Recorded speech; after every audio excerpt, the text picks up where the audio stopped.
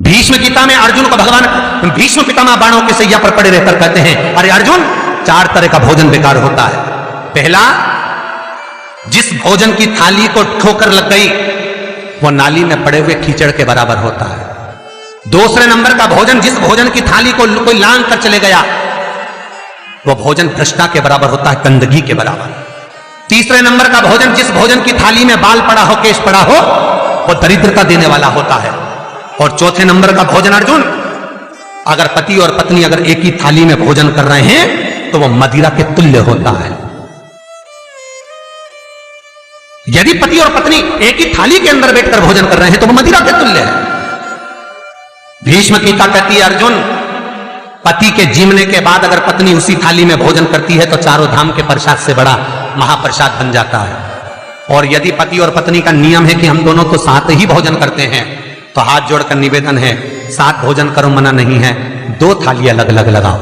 पर पति के साथ बैठकर एक थाली में खाना रोज प्रतिदिन मदिरा को निगलने के बराबर है।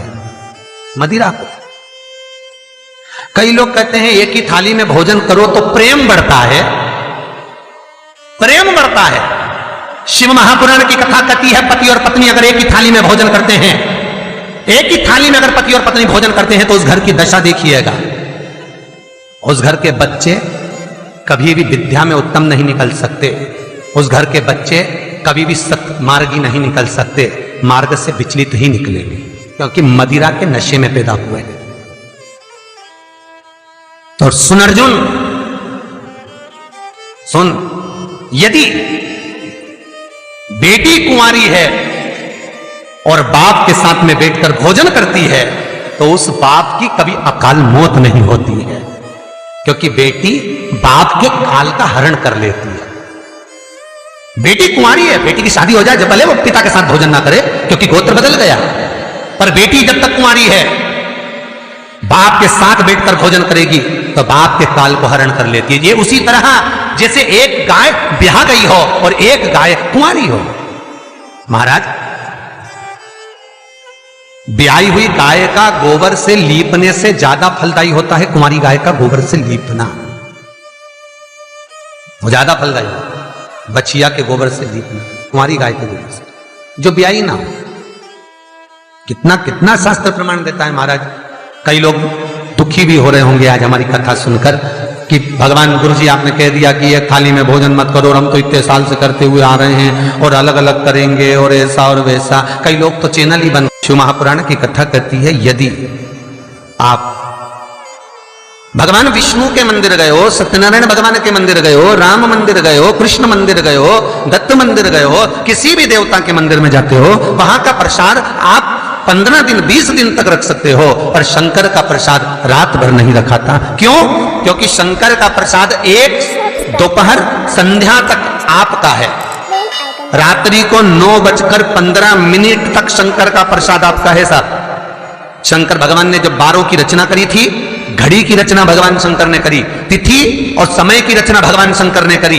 एक एक घड़ी, एक एक पल, एक एक तिथि, एक एक नक्षत्र, समय, पल, सबकी रचना शंकर करे। हमारे हर एक वीडियो से सबकी रचना इसीलिए तो शास्त्र कहता है ना, लिंग पुराण वर्णन करती है, नर्मदा पुराण कहती है, शिव महापुराण की कथा कहती है, जब व्यक्ति को कोई भारी रोग हो जाता है, कोई कैंसर जैसी बीमारी हो गई, कोई किडनी ही खराब हो गई, कोई लीवर ही बेकार हो गया, कोई बड़ी बीमारी हो गई, तो आप किसी ब्राह्मण से पूछेंगे कि पंडित जी हमको शंकर भगवान का अभिषेक करवाना है, कौन सा टाइम करवाना चाहिए? तो उसका भी समय शिव महापुराण निश्चित करती है, उसका भी समय हमारे लिंग पुराण निश्चित करती है, उसका भी समय नर्मदा पुराण निश्चित करती है। तो कुमार खंड के अंदर शिव महापुराण के वर्णन करा गया कि 9:15 रात्रि को कोई बीमार व्यक्ति का यदि उसके हाथ से अभिषेक प्रारंभ कराया जाए या उसके ही कुल का, उसके ही गोत्र का व्यक्ति शंकर का अभिषेक करता है और शंकर के नाम का स्मरण करता है, तो वो अभिषेक तो करे, साथ में जो मनोरथी है, यजमान है, वो महामृत्युंजय मंत्र का जाप करे, तो कहते हैं रोग समाप्ति की ओर आना प्रारंभ हो जाता है। रोग समाप्ति की ओर आना, रोग समाप्ति की ओर पहुंचना भगवान शंकर। कि पावन कथा कहती है, एक कलश के अंदर महाराज दूध ले लीजिए, उसमें काली तिल्ली डाल लीजिए, थोड़ा सा आंवला, सूखा आंवला बाजार में मिलता है, उसको डाल दीजिए। बाजार में अगर गीला बीला मिल जाए, बीला का फल, बेलपत्री में जो फल लगते हैं, बीला का गुर्दा, बीले के अंदर का भाग, अगर बीला नहीं मिले तो बाजार में सूखा बीला मिलता है, उसको पानी में गला लो, गला कर उसको पीस लो, पीस कर उसका उपटन बना लो, पीस के उसको एक कटोरी में ले लो।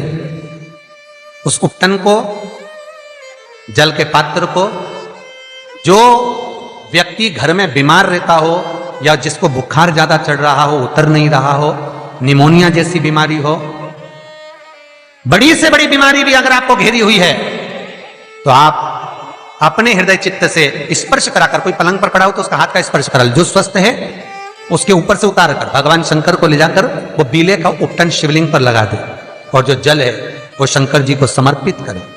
कौन सा मंत्र बोलना है? उस मंत्र का स्मरण आप सब प्रेम से करें। ओम, जितने टीवी के सामने बैठे सब बोलिए ओम जूम, जा में ऊ की मात्रा, अम की बिंदी, जूम, सहा, सा दोहा की बिंदी, सहा, ओम जूम सहा, ओम जूम सहा। इस मंत्र का जाप करते हुए जो दूध चढ़ा देता है उपटन लगाकर, उसकी बीमारी, उसका रोग समाप्त हो जाता है। बहुत ध्यान देना, उसी चढ़ाए हुए जल को, दूध को, उस उपटन के भाग को थोड़ा सा ले आइए। जिस बच्चे को निमोनिया की बीमारी है, जिसका बुखार नहीं उतर रहा हो, उसके मस्तक पर लेपन कर दीजिए, हृदय चित्त पर लगा दीजिए महाराज। उसके बाद में उस बच्चे को वस्त्र से, गीले वस्त्र से पोंछ दीजिए, उस वस्त्र को झटकार दीजिए, बच्चे का बुखार 10 मिनट के अंदर उतर जाएगा। ये कभी भी कर सकते हो, ऐसा कोई दिन निश्चित नहीं है, कोई तिथि निश्चित नहीं है। जब बुखार आए, जब स्वास्थ्य ज्यादा गड़बड़ हो जाए, तब करिए। मंत्र का जाप करते हुए ओम हूम ओम जूम सहा, इस मंत्र का बस स्मरण करना है। ओम जूम सहा मंत्र का स्मरण करिए और शिव की आराधना करिए। ये वो औषधि है जो सती माता ने भगवान शंकर से विवाह के प्रथम में प्राप्त करी है।